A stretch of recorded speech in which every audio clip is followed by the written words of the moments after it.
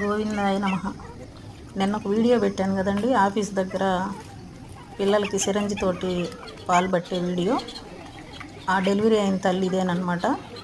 ముందుగా తల్లికి కానీ పాలు ఉన్నట్లయితే ఆ తర్వాత అది పిల్లలకి ఇస్తుంది కదా అనే ఉద్దేశంతో ముందు దీనికి కడుపు నిండా పాలు పెట్టడం జరిగింది. ఆ తర్వాత అది ప్రశాంతంగా తాగి వెళ్ళిన తర్వాత పిల్లలకు కూడా అదే ప్లేట్లో పాలు పెట్టాను. అయితే సిరంజితోటి పాలు పడుతుంటే తల్లి దగ్గరికి వచ్చేస్తుంది. కొంచెం కొత్తగా డెలివరీ అయింది కాబట్టి అది ఊరుకోదు కాబట్టి ఇలా ప్లేట్లోనే పాలు తాగించి ప్రశాంతంగా పడుకోబెట్టాను.